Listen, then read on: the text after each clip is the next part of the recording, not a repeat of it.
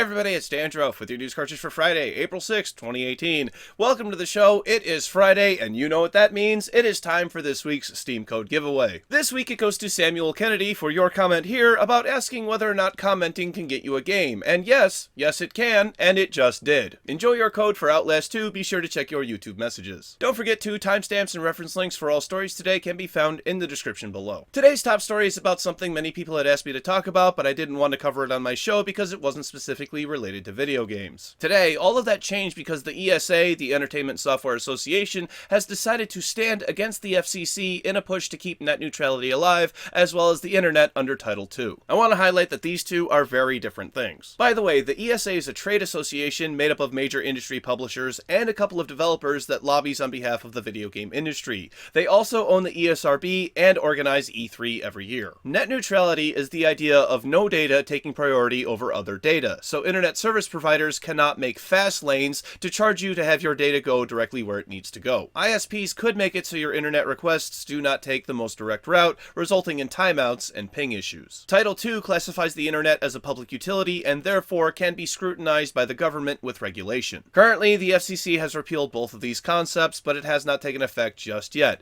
There is still a chance for it to not go through. Only time will tell about what will happen to the internet as we know it today, but based on the way things have been going, it doesn't look good, but I will remain hopeful. Moving on from there, this isn't exactly a free game, but it is a free trial of UFC 3 for PS4 and Xbox One. It's only available for Xbox Live Gold subscribers on Xbox. On to release announcements with Raft, the survival game about being stranded on the open sea, is coming to Steam's Early Access program and will remain a free-to-play game. In update news, Monster Hunter World will have its first event called the Spring Blossom Fest start on April 27th. Vermintide 2 has been patched to version 1.0.5 today and aims to lower the difficulty by buffing the player and nerfing the enemies just a little bit. Sea of Thieves continues to get major changes, with the next update aiming to let players make private crews in case you want to just play with your friends or avoid people who do not have a mic or speak the same language. A new hero has come to Heroes of the Storm named Deckard Cain from Diablo 3, making him the 15th support hero. Moving on from there, Ubisoft has opened a new game studio called Ubisoft Winnipeg. The company says there is a lot of untapped potential in the area and they will use their other Canadian studios to help boost initial development. Speaking of additions, Digital Foundry, who are known for their benchmarks of console games, have decided to expand their horizons by benchmarking PC games. For the moment, they have chosen two entry-level graphics cards, the Nvidia GTX 1060 and the AMD RX 580. Normally, the MSRP for these cards is around $250 but thanks to current cryptocurrency trends,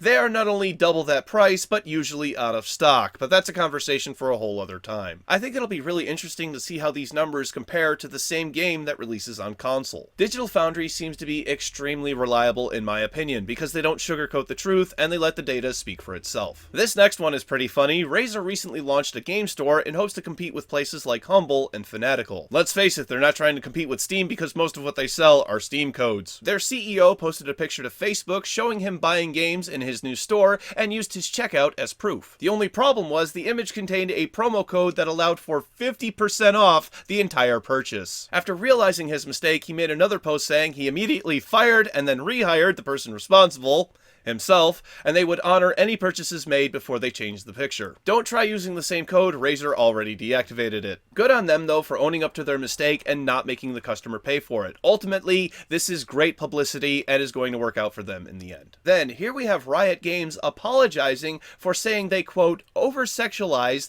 their most recent character, Kaisa. Here's the concept art provided by Riot themselves on the page for the character, and I do not see what is wrong with this. Yes, she is wearing a skin-tight suit, but there's more to it than that. I don't even play League, and I can tell you they were going for a character whose powers are so deep-seated in the very core of their being, it manifests itself as crystal armor and weapons. She's not a sex object, she's a warrior who will kick your ass wearing a suit made of her own powers. I just don't think people should feel guilty because they like to look at good-looking people, and this is a fictional character. Aren't people allowed artistic freedom? I think this apology is completely unnecessary. Riot, you didn't do anything wrong, and the character is fine. This kind of reminds me of what happened with Overwatch in that infamous tracer pose. Finally today, a quick one for reasons that will soon be clear, and speaking of Overwatch, Brigitte is the latest hero to join the roster, and this has led to some other interesting statistics. Pornhub searches for Brigitte are up more than 6,200%, equating to just over 2 million searches in just over 2 weeks. Look, I'm not saying the two are exactly related, but the two are definitely related. This isn't the first time this has happened either. When Overwatch first launched, it more or less had the same effect. What can I say? When gamers love something, they really love it.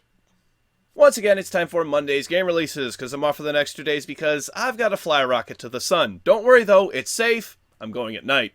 For PC, Prim Rogue, Wheels 2, and Super Weekend Mode. For Nintendo Switch, The Bunker.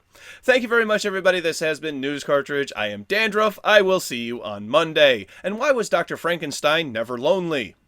Because he's good at making friends. Haha, that joke has me in stitches. Click up here to watch the bonus episode for today's show. Click down here to watch yesterday's episode, which was about Spyro, the Reignited Trilogy, being announced for PS4 and Xbox One. And click over here to subscribe to my wonderful, wonderful channel. Thank you. See you on Monday. Go play some games.